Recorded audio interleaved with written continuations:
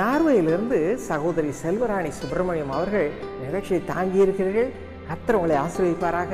உங்கள் கணவர் திரு சிவலோகானந்த மலைக்கு இன்றைக்கு 53வது பிறந்தநாள். சகோதரரே, உங்களுக்கு பிறந்தநாள் வாழ்த்துகள்.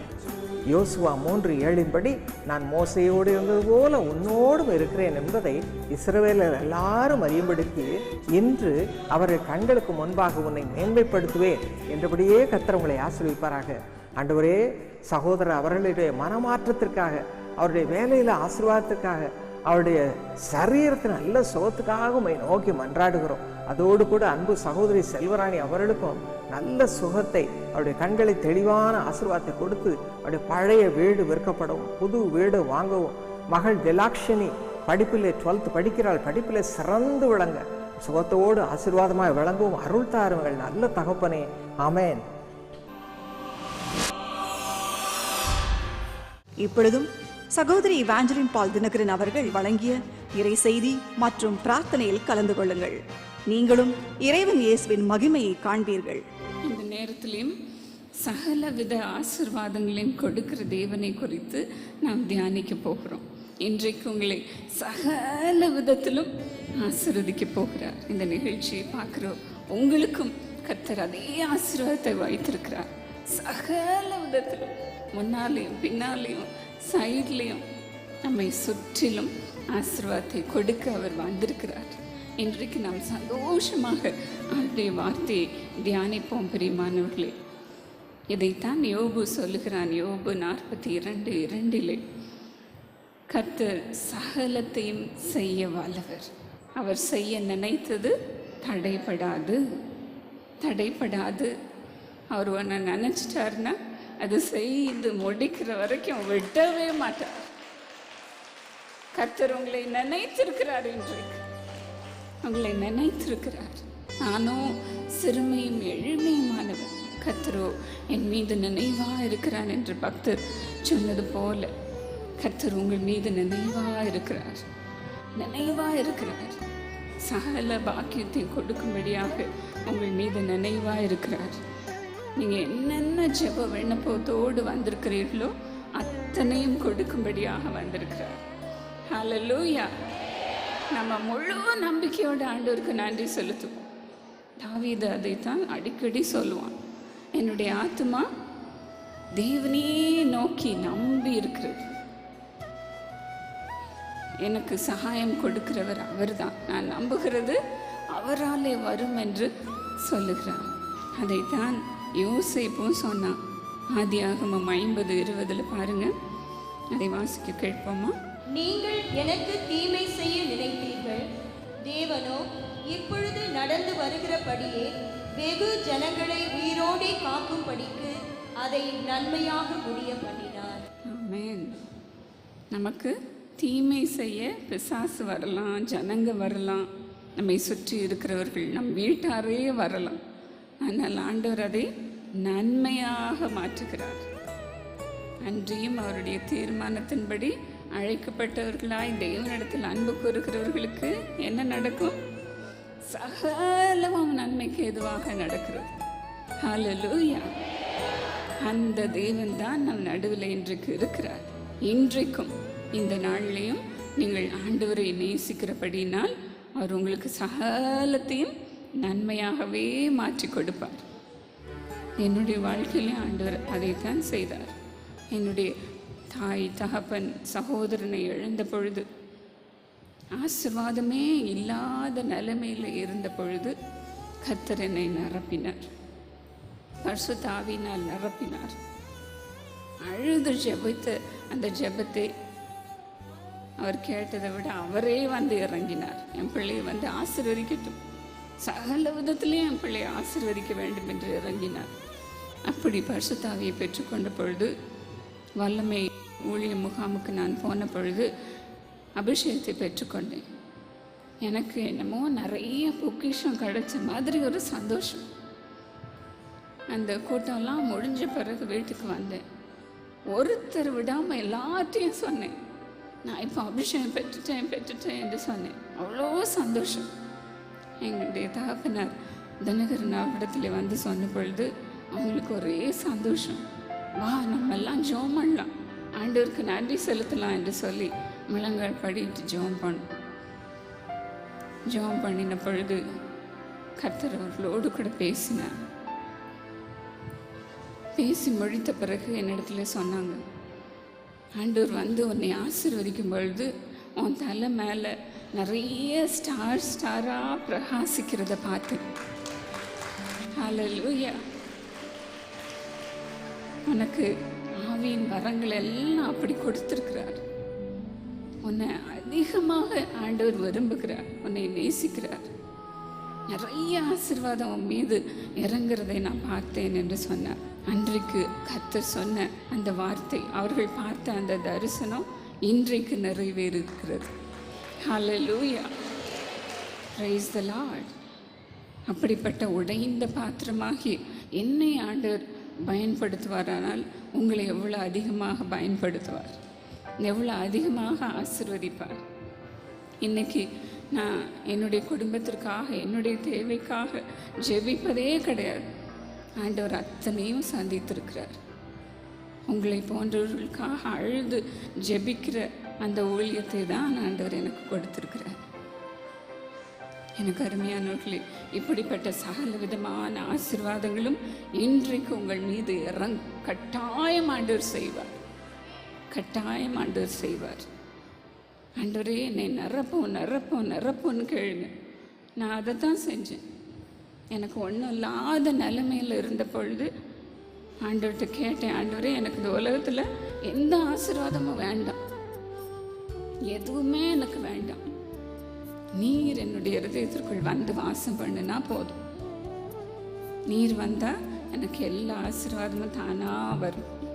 முதலாவது தேவனுடைய ராஜ்யத்தையும் அவருடைய நீதியும் தேடுங்கள், அப்பொழுது இவைகள் எல்லாம் உங்களுக்கு கூட கொடுக்கப்படும். இன்னைக்கு நீங்கள் யாராக இருந்தாலும் சரி, வியாதியோடு வந்திருந்தாலும் சரி, உங்களை பிரச்சனையை நெருக்கி இருந்தாலும் சரி, ஆண்டவர்கிட்ட சொல்லுங்கள், ஆண்டவரே என்னை நிரப்பும், என்னை உம்மால் நிரப்பும். நீர் வந்தால் போதும் சுவாமி. நிறைவானது வரும் பொழுது குறைவானதெல்லாம் ஒழிந்து போகும், எல்லாம் குறைவும் போயிடும், எங்கே போச்சுன்னே தெரியாது. அப்படி தான் எனக்கு பலவீனமாக இருந்தேன், குச்சி மாதிரி இருப்பேன். கொஞ்சம் வெளியே போயிட்டு வந்தால் தலைவலி வந்துடும், படுத்துக்குவேன். உபவாசம் பண்ணால் தலைவலி வந்துடும், ஜெபிக்க கூட முடியாத பலவீனம். ஆனால் பாருங்கள், இன்றைக்கி அந்த தலைவலிலாம் எங்கே போச்சுன்னே தெரில. ஹல்லேலூயா. நிறைவானது வரும் பொழுது குறைவானது ஒழிஞ்சே போகும், அது உங்களை வந்து எட்டி கூட பார்க்காது. அதனால் இன்றைக்கு நம்ம ஆண்டவரத்தில் கேட்க போகிறது அதுதான், ஆண்டவரே என்னை நிரப்பும், என்னுடைய இருதயத்திற்குள் வாரும் என்று கேட்போம். கர்த்தருடைய ஆவி எங்கேயோ அங்கே விடுதலை உண்டு, விடுதலை உண்டு. எல்லாவற்றிலிருந்து ஆண்டவர் உங்களுக்கு விடுதலை தருவார். நீதிமானுக்கு வரும் துன்பங்கள் அநேகமாக இருக்கும், ஆனால் கர்த்தரோ அவைகள் எல்லாவற்றிலிருந்தும் அவனை விடுவிப்பார். ஆண்டவர் இன்றைக்கு அதே செய்ய போகிறார். அடுத்தபடியாக பாருங்க, ஒன்றும் இல்லாத நிலைமையிலிருந்து ஆண்டவர் எப்படி நம்மை ஆசீர்வதிக்கிறார் என்று பார்க்க போகிறோம். அது என்னுடைய வாழ்க்கையே அதற்கு ஒரு சாட்சி. அதைத்தான் பவுல் சொல்லுகிறான் பாருங்க, 2 கொரிந்தியர் 6:10 அதை வாசிக்க கேட்போமா? துக்கப்படுகிறவர்கள் எண்ணப்பட்டாலும் எப்பொழுதும் சந்தோஷப்படுகிறவர்களாகவும், தரித்திரர் எண்ணப்பட்டாலும் அநேகரை ஐஸ்வர்யவான்கள் ஆக்குகிறவர்களாகவும், ஒன்றும் இல்லாதவர்கள் எண்ணப்பட்டாலும் சகலத்தையும் உடையவர்களாகவும் எங்களை விளங்க பண்ணுகிறோம்.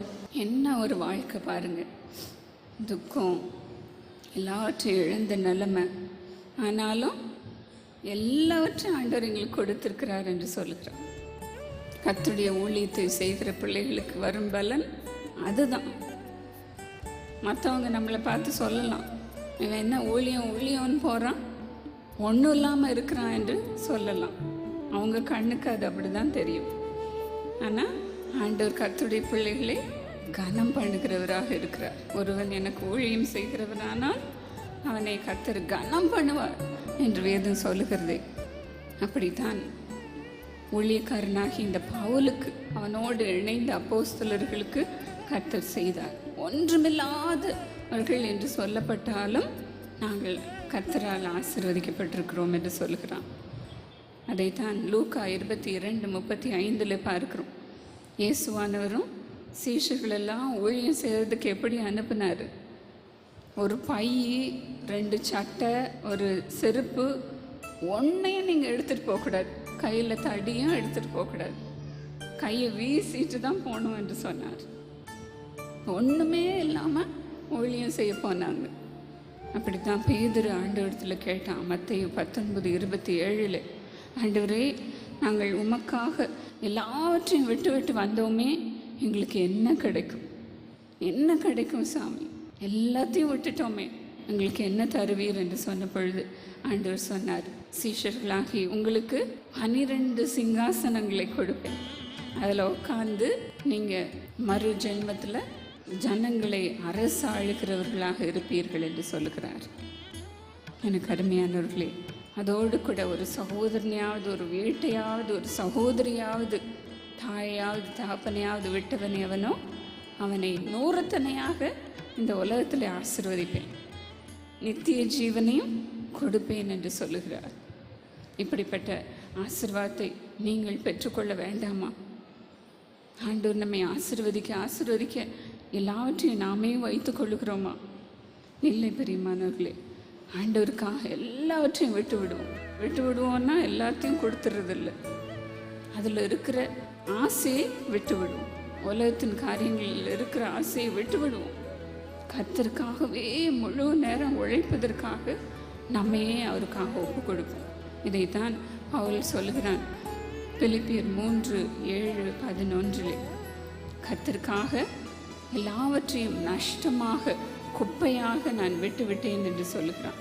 கிறிஸ்துவுக்காக நான் எல்லாவற்றையும் விட்டுவிட்டேன். அப்படியே எனக்கு அன்பானவர்களே, இந்த நாட்களையும் கர்த்தருடைய வல்லமையை பெற்றுக்கொண்ட நீங்கள் சும்மா இருக்கவே கூடாது. உங்களிலே அநேகரை நான் கேட்பேன், ஆனால் ஊழியம் செய்கிறவர்களாக தான் இருக்கிறீர்கள். இப்படிப்பட்ட நீங்கள் தான் இயேசு அளிக்கிறார் ஊழியத்துக்கு வந்து ஜெபிக்கிறீர்கள். அநேகருடைய சாட்சியை நான் கேட்டிருக்கிறேன். அப்படி தான் வந்து ஜெபிக்கிறார்கள். எனக்கு அருமையானவர்களை, கர்த்தருடைய அபிஷேகத்தை பெற்றவர்கள் அப்படி தான் ஆண்டவருக்கு முன்பதாக எழுந்து நின்று உழைக்க வேண்டும். அப்படியே ஆசீர்வாதத்தை பெற்றுக்கொண்ட சகோதரர் என்ன சொல்கிறாங்கன்னு கேட்போமா? என்னுடைய பெயர் சாமுவேல் சரவணன். என்னுடைய மனைவியின் பெயர் புனிதா சாமுவேல். நாங்கள் கொரட்டூர் பகுதியிலிருந்து வந்திருக்கிறோம். நாங்கள் இந்த இயேசு அழைக்கிறார் ஊழியத்திலே கடந்த 1 வருடத்துக்கு முன்பாக குடும்ப ஆசீர்வாத திட்டத்தில் இணைந்தோம். திருமணமாகி 11 ஆண்டுகள் முடிந்தும் குழந்தை பாக்கியம் இல்லாத நிலைமையிலே டாக்டர் இடத்துல நாங்கள் சென்று பார்த்தோம். 4 வருடம் தொடர்ந்து நாங்கள் ட்ரீட்மெண்ட் எடுத்து பார்த்த பொழுது டாக்டர்கள் சொன்னது முடியாது. பெரிய பெரிய மருத்துவர்கள் எல்லாம் சொல்லிவிட்டார்கள், இந்த காரியம் நடப்பது ரொம்ப கடினமான ஒரு விஷயம். ஏனென்றால் என்னிடத்தில் உயிரணுக்கள் என்று சொல்லக்கூடிய அந்த உயிரணுக்களுடைய சதவிகிதம் 1% கூட இல்லை. டாக்டர் சொன்னாங்க, இது நடக்கவே நடக்காது, நீங்கள் வேறு ஏதாவது ஒரு தத்து எடுத்துக்கொள்ளுங்கள் என்று சொன்னாங்க. ஆனால் 2006வது வருஷம் ஆண்டவர் என் மனைவியின் இடத்துல பேசின பொழுது இரவு ஒரு 2 மணி வேலை இருக்கும். ஆண்டவர் 2 கைகளிலும் 2 குழந்தைகளை வைத்திருக்கிறார், உனக்கு ஒரு ஆண் குழந்தையும் உனக்கு ஒரு பெண் குழந்தையும் தருவேன் என்று ஆண்டவர் தரிசனமாகவே அந்த காட்டின அந்த வேளையில்தான் என்னுடைய மனைவியினுடைய சகோதரி அவர்கள் அழைத்து கொண்டு வந்து, நீங்கள் இங்கே வாருங்கள், இந்த இடத்துல நீங்கள் குடும்ப ஆசீர்வாதத்தில் இணைந்து ஜெபிப்போம் என்று ஏராளமாய் ஜெபித்தார்கள். இயேசு அழைக்கிறார் குடும்ப ஆசீர்வாத திட்டம் குடும்பங்களின் ஆசீர்வாதத்திற்காகவும் ஒற்றுமைக்காகவும் செழிப்பிற்காகவும் பிரார்த்தனை ஏறெடுப்பதற்காக ஆண்டவர் டாக்டர் பால் தினகரன் அவர்களுக்கு வழங்கிய ஓர் ஒப்பற்ற திட்டம்தான் இயேசு அழைக்கிறார் குடும்ப ஆசீர்வாத திட்டம். முடிவாய் நாங்கள் டாக்டர் இடத்துல போய் பார்த்தோம். அவர்கள் சொல்லி எங்களுடைய ஃபைல் எல்லாம் பார்த்து தூக்கி அப்படியே போட்டார். எதற்கு முடிஞ்சு போன நேரமில் வந்திருக்கீங்க? அந்த டாக்டர் ஒரே ஒரு நிமிஷம் சொன்னாங்க, இதுக்கு நீங்கள் ட்ரீட்மெண்ட் பார்க்கணுன்னா வெளிநாட்டு மருந்துகள் வரணும், ஒவ்வொரு மெடிசனும் 25,000 40,000 அப்படி இன்ஜெக்ஷன் போட்டால் தான் சரியாகணும்.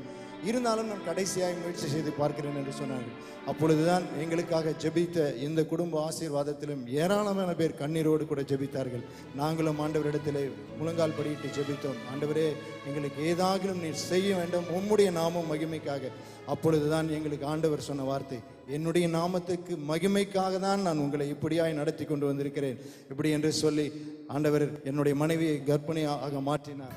அதோடு கூட இல்லை, கர்ப்பமாக தரித்து குழந்தை பெறுகிற வரையிலே அந்த டாக்டர் சொன்ன காரியம், இந்த குழந்தைகள் தங்குவது ரொம்ப கடினம், 3 மாதத்துக்கு அப்புறம் தான் சொல்ல முடியுன்ட்டாங்க.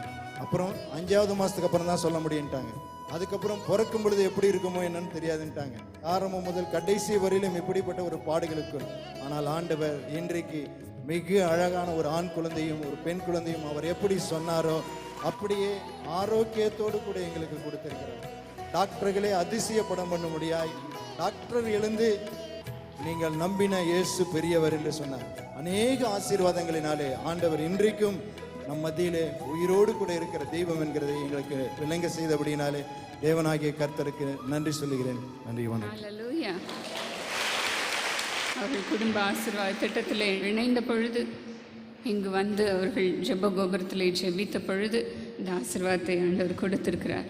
இன்றே இயேசு அழைக்கிறார் குடும்ப ஆசீர்வாத திட்டத்தில் பங்காளர்களாக இணையுங்கள்.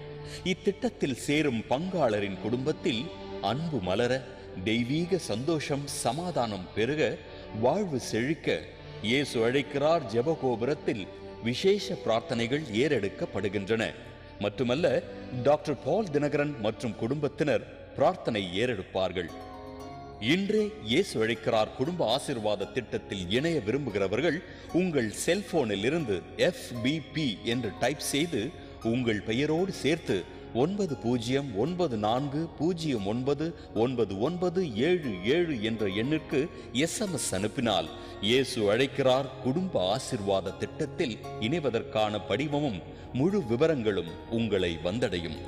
மேலும் உங்கள் அருகாமையில் இருக்கும் இயேசு அழைக்கிறார் ஜெபகோபுரங்களுக்கு காலை 8 மணி முதல் இரவு 8 மணி வரை நேரடியாக சென்று இத்திட்டத்தில் இணைந்திடுங்கள்.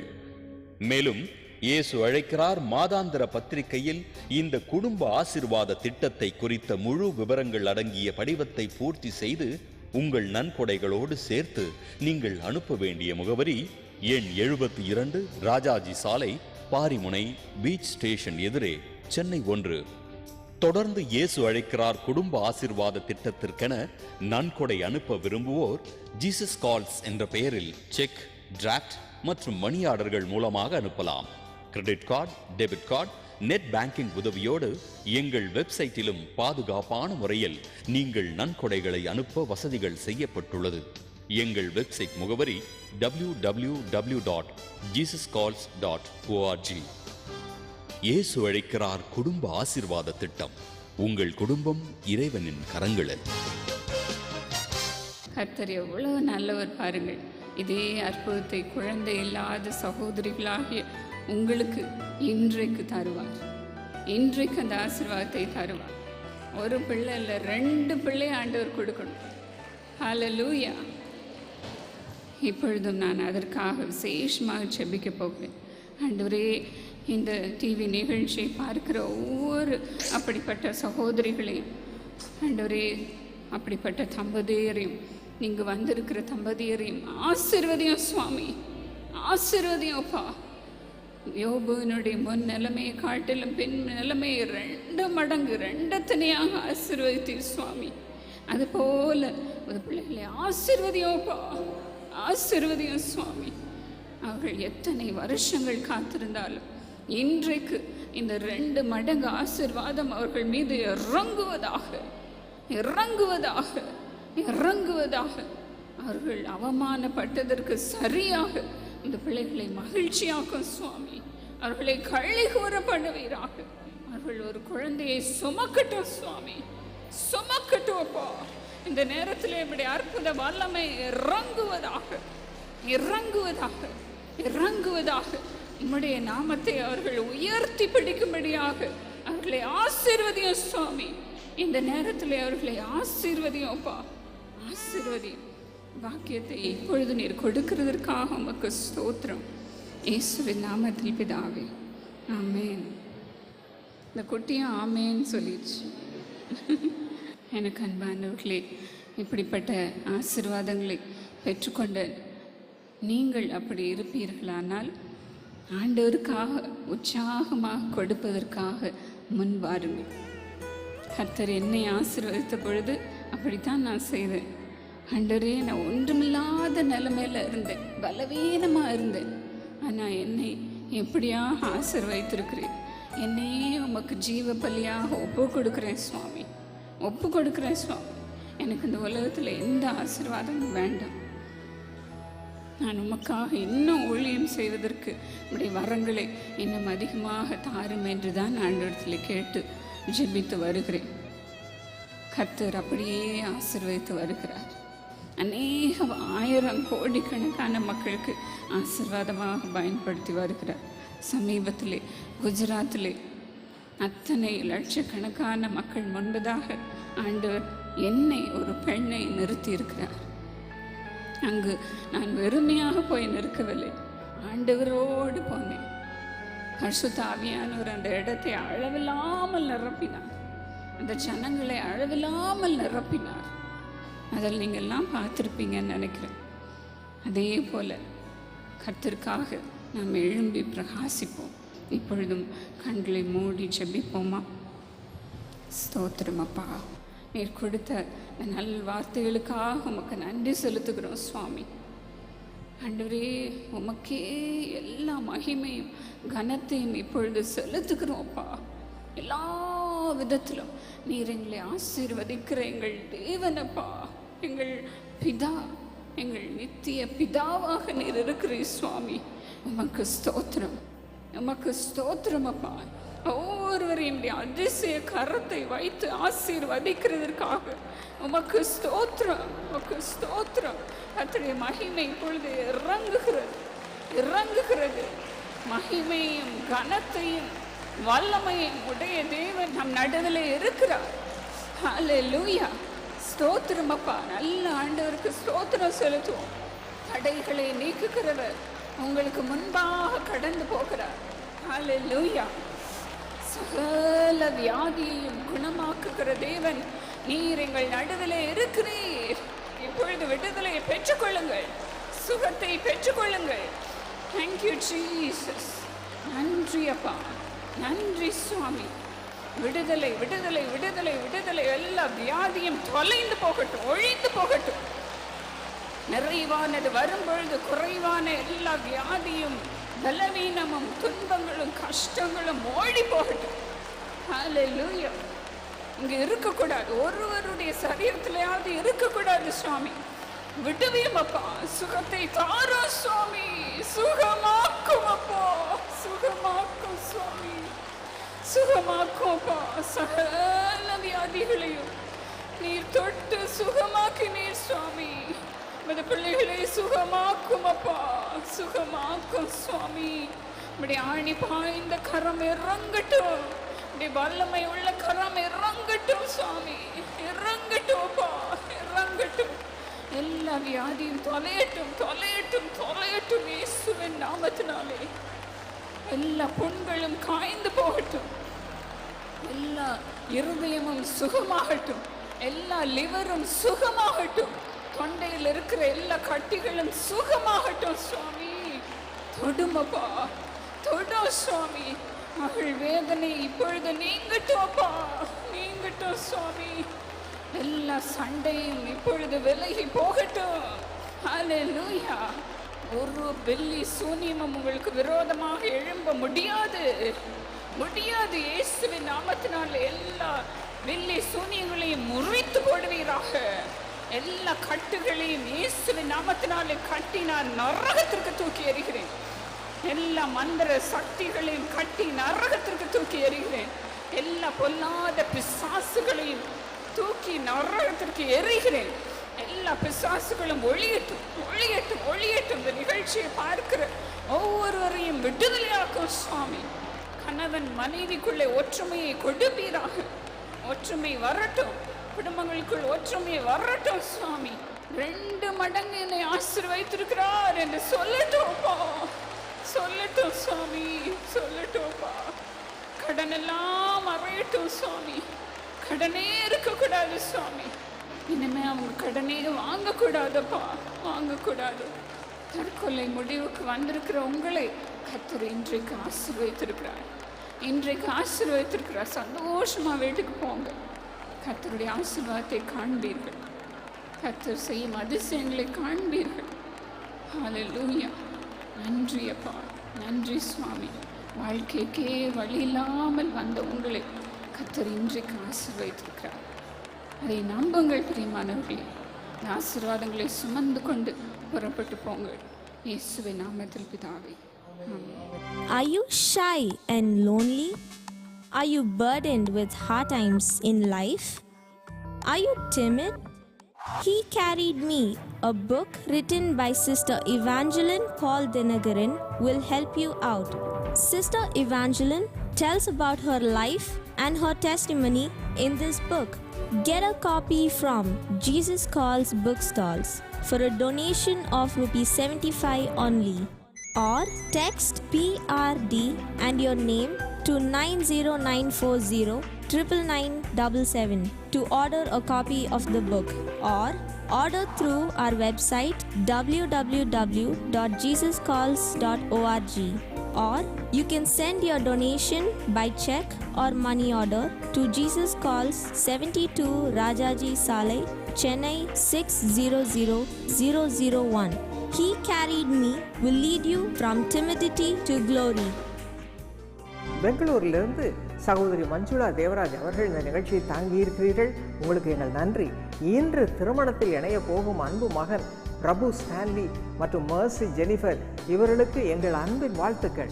3 யோவான் 2 படி, பிரியமானவனே, உன் ஆத்துமா வாழ்கிறது போல நீ எல்லாவற்றிலும் வாழ்ந்து சுகமாயிருக்கும்படி வேண்டுகிறேன். ஆண்டவரே, பிரபு ஸ்டான்லியும் மர்சி ஜெனிஃபரையும் ஆசீர்வாதமான குடும்ப வாழ்க்கையை கொடுத்து ஆசீர்வதி சுவாமி. பெற்றோர் மஞ்சுளா தேவராஜ் அவர்கள் பொருளாதாரத்திலே ஆசீர்வதியும் சுவாமி. அதோடு கூட மிஸ்ஸஸ் தாரா பாபு அவர்களுக்கு நல்ல சுகத்தை கொடுத்து குடும்ப ஆசீர்வாதத்தை கொடுத்து நீடித்த வாழ்வை கொடுத்து ஆசீர்வதியும் எங்கள் நல்ல தகப்பனே, ஆமென். 2ஆம் முறையாக இந்த நிகழ்ச்சியை தாங்குகிற சென்னையில் உள்ள எங்கள் அன்பு சகோதரர் லாய் வில்லியம்ஸ் அவர்களே, உங்களுக்கு எங்கள் நன்றி. சங்கீதம் 29:11 படி, கர்த்தர் தமது ஜனத்துக்கு பலன் கொடுப்பார், கர்த்தர் தமது ஜனத்துக்கு சமாதானம் அருளி அவர்களை ஆசீர்வதிப்பார். ஆண்டவரே, அன்பு சகோதரர் லாய் வில்லியம்ஸ் அவர்களுக்கு வேலையில் ஆசீர்வாதத்தை கொடும் சுவாமி. அவருடைய மனைவி இவாஞ்சலின் அவர்களுக்கும் நல்ல சுகத்தையும் குடும்பத்தில் ஆசீர்வாதத்தையும் கொடும் அப்பா. அதோடு கூட மகன் ஜேடன் சாமியல் படிப்பில் சிறந்து விளங்கட்டும், நல்ல சுகத்தோடு வாழ்ந்து இருக்கட்டும். அவருடைய பெற்றோர் செல்வராஜ் ஐசக் ஐயா அவர்களையும் அருமை சகோதரி ஸ்டெல்லா சௌந்தரி அவர்களுக்கும் நல்ல சுகத்தை கொடுத்து ஆசீர்வதியும் நல்ல தகப்பனே, ஆமென்.